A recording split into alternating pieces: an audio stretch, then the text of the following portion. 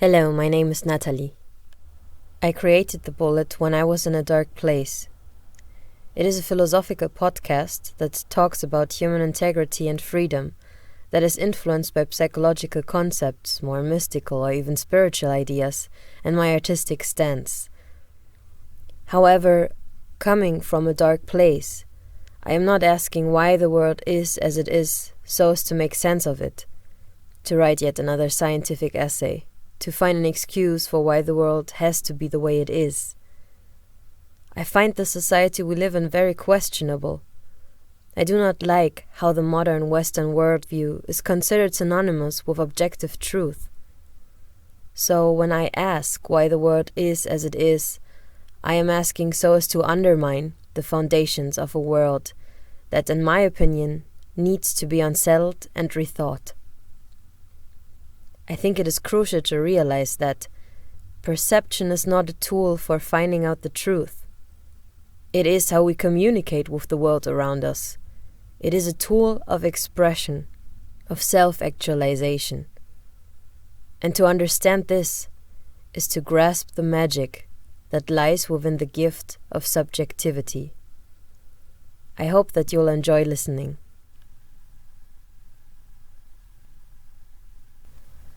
Welcome to the last episode of Season 1 of The Bullet, to Part 2 of the season finale, and the title is Hot Chicks Pecked to Death. In Part 1, Jump Fast, Squeeze Hard, the nerve-wracking story of grinning and bearing, we were talking about life paths, why and how we choose certain paths, how we go about dealing with the obstacles we might bump into on our way. How we sometimes just need to jump to other paths or make lemonade with the lemons life gives us, but how it can also actually happen that no coping strategy, not even the fastest jumping and hardest squeezing, will lead to success. And so we ended the episode talking about how the solution might not lie within ourselves, but within the structures, standards and moral values of our society that favor certain paths and certain people on those paths, but that stands in the way of other paths and of other people expressing and actualizing themselves. And so I drew the conclusion that sometimes it might be wise to stop the jumping and squeezing, the grinning and bearing, and to actually address the problem of the inadequate, unsatisfactory structures, standards and moral values of our society. To, metaphorically speaking, pick up the machete and pave new ways. To fight. Now, when I talk about fighting, about paving new ways, I'm thinking about situations where we cannot find a solution within the system, where it's not possible to use the structures and paths it provides in order to get where we want to be. So, situations where we're hitting a dead end, realizing that the possibilities that are given to us are not anymore adequate for our needs. When we've come to this point, where we're running against a wall and cannot expand freely anymore, we are now actually in a situation of conflict, of confrontation with the system we're operating in. We're trying to expand against the resistance of its structure, or, if you like to see it the other way around, it is functioning against the resistance of our needs, our boundaries. Now, obviously, that is a very painful and compromising situation that is asking, if not screaming, for a solution, a change, for something new. And if, again, there's no way of using the system structure to create that change, then we will have to go against it. We will have to create new structures. And this is what I mean when I say fight. As we have established, it is the painful lack, the reoccurring obstacles that inspire and motivate the need for change, for fighting. It's the necessity to finally meet certain unmet needs. It's the necessity to get rid of painful double standards of a compromising morale that drives us to break fresh ground. So the greatest motivation naturally lies in the people that suffer the most due to the status quo. And that's interesting, no?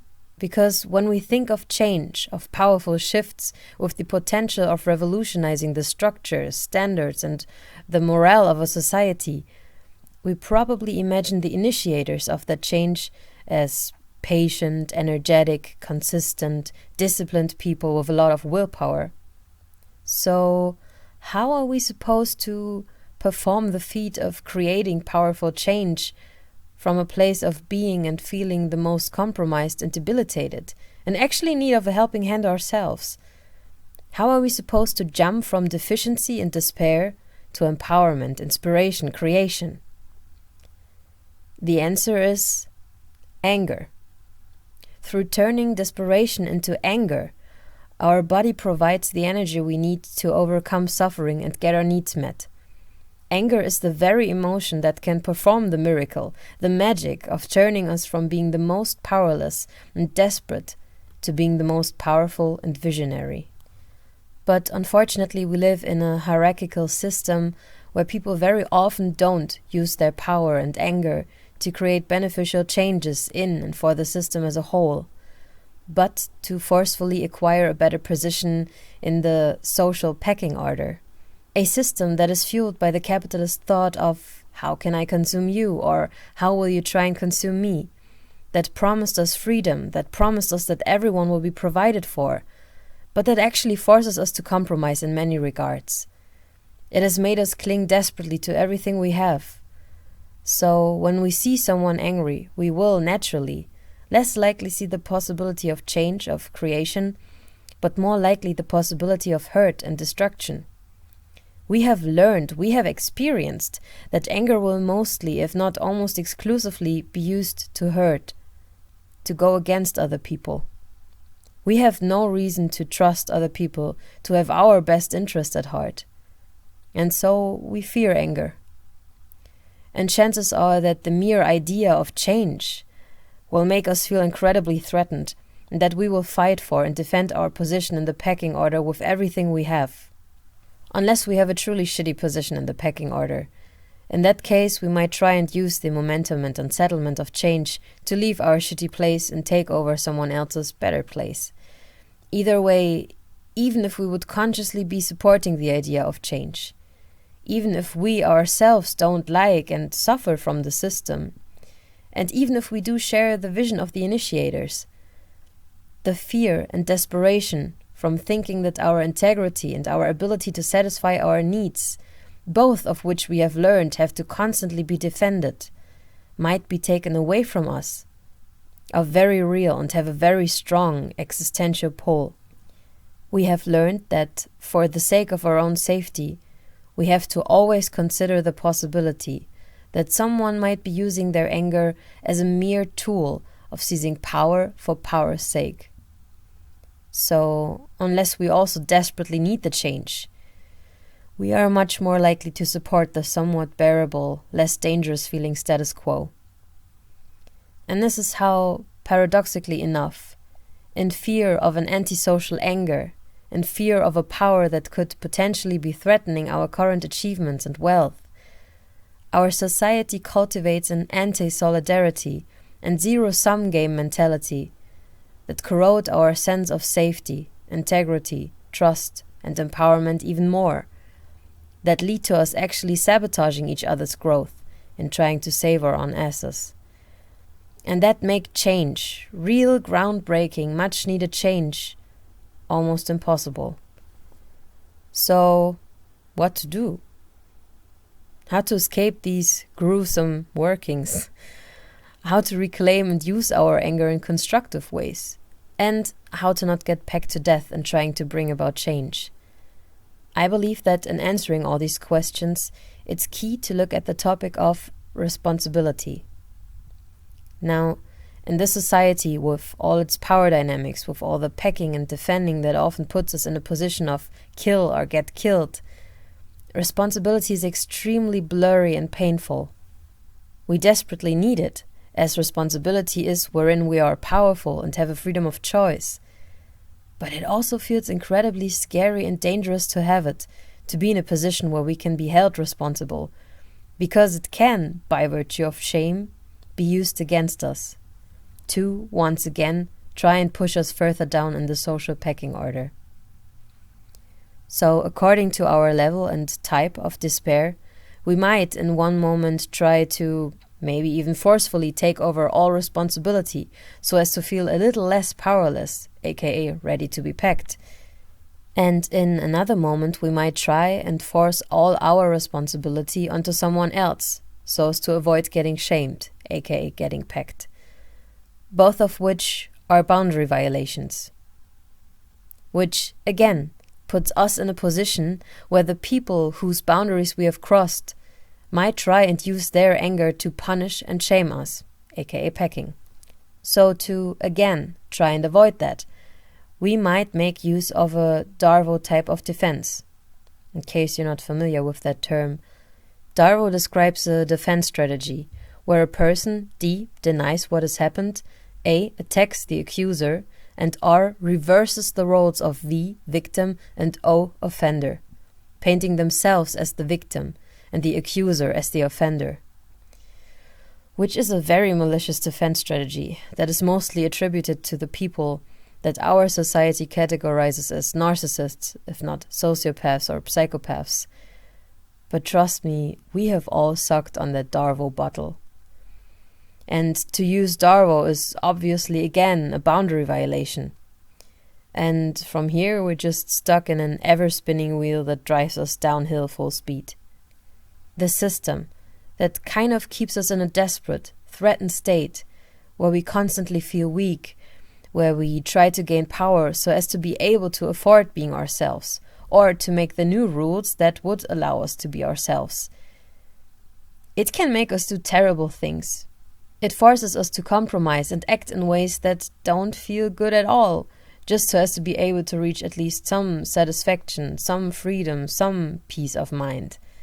But the thing is, we are the system, meaning we created it. It wouldn't be there if it weren't for us, and it only functions by matter of us reaffirming it, regardless of whether we are aware of that power, of that choice, of the fact that it will only remain as long as we perpetuate it. So, in order to liberate ourselves from these states of despair caused by the structures, standards, and moral values of a society that is not adequate to our needs, boundaries, and ways of expressing, we need to break with this horrible delusion of powerlessness. And we will bring about this change. We will turn our despair into a constructive anger through owning our responsibility again. We need to swallow that bitter pill that is our responsibility. Bitter because it comes with that taste of shame and the danger of getting pecked. It won't help if we try and swallow other people's pills. It won't help if we try and force our pill down someone else's throat. We need to see and acknowledge and consciously take responsibility for what we have done, for what we are doing. We need to work through the potential shame and understand that shame is a problem of the system, of the society, and that it can and should not take ourselves away from us. And we can wash down that beneficial yet bitter pill with the promise that once we have digested it, we will be able to perceive our freedom of choice, our own significance, impact, and capability again.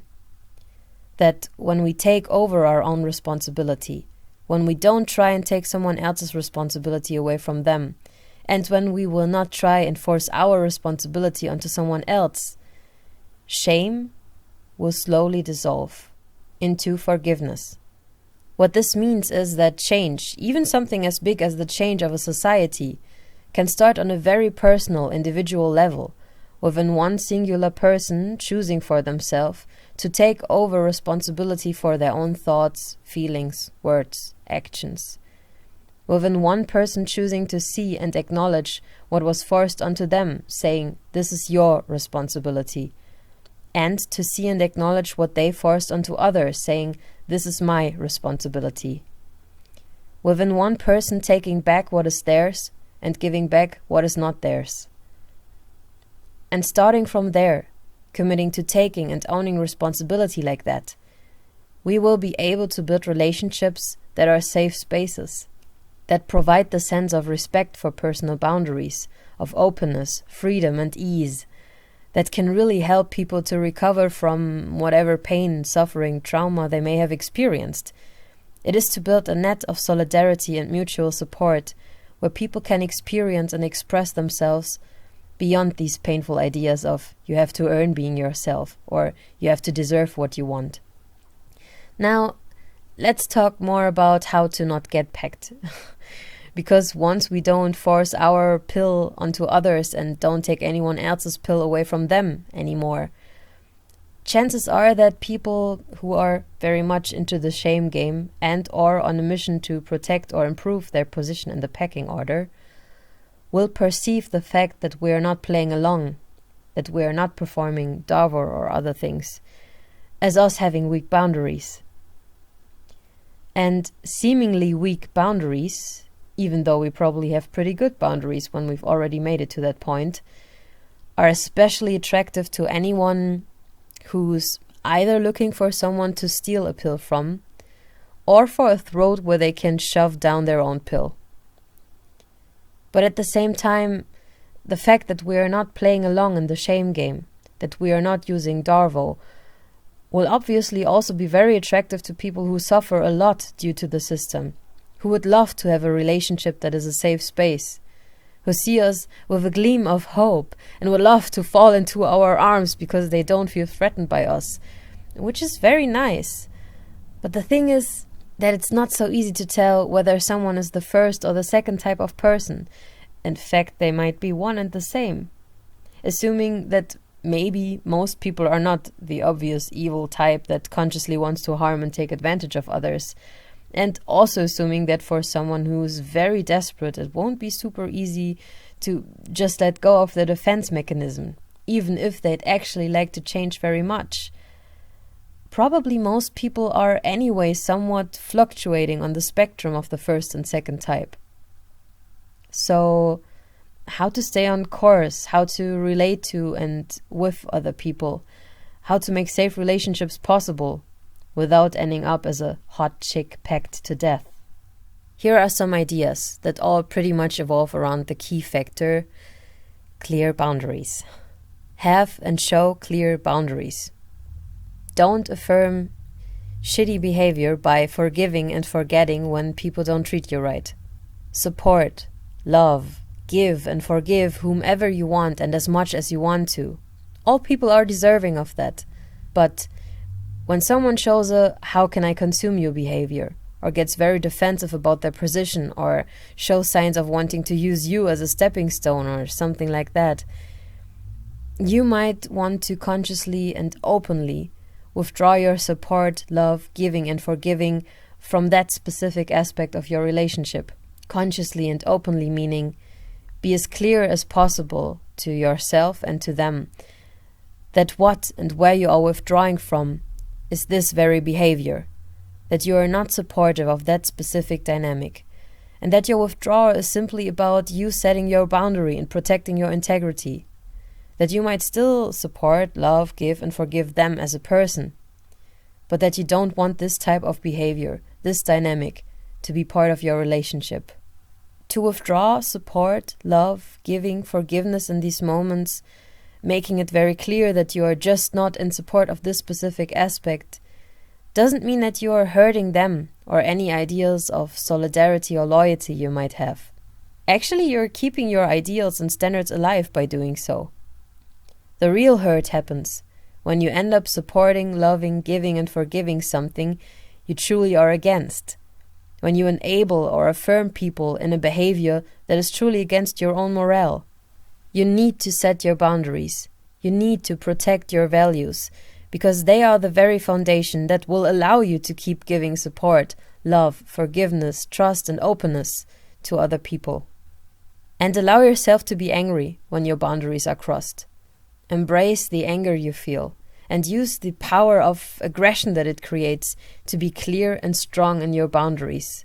Not so as to blame and destroy anyone who might touch your boundaries, but reversely, to help them understand and teach them how to treat you right, enabling you and them to have a good, respectful relationship. If you can, show and explain people that your anger doesn't mean that you hate them or that you want to shame them, that you will not use your anger against them to seize power for power's sake and to peck the shit out of them, but that you being angry is merely the way you react to having a boundary crossed, and that the situation is about nothing but trying to make that boundary clear, to prevent something like that from happening again, and so, in essence, to actually pave the way for a less painful and more pleasurable, more respectful relationship. If you can, show and explain people that there is no need for justification, no need to try and deflect their responsibility, because again, you're not trying to shame or peck them, but that it would actually be really important that they understand the problem and take responsibility for their action, so that you can work together and not against each other in trying to restore harmony and a safe space for both of you. Show and explain that them taking responsibility is not the first step to them getting killed, but that it is actually the best and safest way of maintaining a mutually supportive relationship where the partners can rely on each other as loyal allies. And vice versa, don't get scared when someone's angry. Open yourself up to the idea that this is or could be them showing their boundaries. That this doesn't have to mean that they don't like you or that they blame you, but that actually getting to know that other person's boundaries can give you the opportunity to actually build a loving, respectful, trustful, and deep relationship with them. However, when you hit a wall with this approach with someone, over and over again, then also allow yourself to be angry with and step away from that person that just might not be capable or willing to build that mutually supportive relationship with you. Because the more and the longer you tolerate people perpetually crossing your boundaries and experience violent behavior as a response to you being constructive in your anger, more gentle, open, the more you will start associating your constructiveness, your gentle and openness with negative situations. And that might lead to you perceiving this as a reflection that shows that you are wrong, weak, deserving of violence. And we shall not let this happen. I would love to see people turn their desperation into anger. I would love to see people in their power taking and owning their responsibility. I would love to see people use their anger in a constructive way to bring about much needed change and to set the boundaries that will allow them to have respectful, safe, and mutually supportive relationships. I'm glad you listened to this episode, potentially even the whole season 1 of The Bullet. Thank you very much. I hope you enjoyed listening, and see you soon. This week's song recommendation is Cigaro by System of a Down. If you enjoyed listening to this podcast and would like to support it, please check out my Patreon page. That is patreon.com/thebullet by Natalie Wendt. There you can find all information you might be interested in. And also feel free to leave me a comment or any personal thoughts you might have. They're all appreciated. I hope that the struggles you might be facing right now would turn into a bullet that would touch what needs to be touched, shatter what needs to be reassembled afresh, and implant the seed of change where freedom is needed. And I hope that you'll have a good week.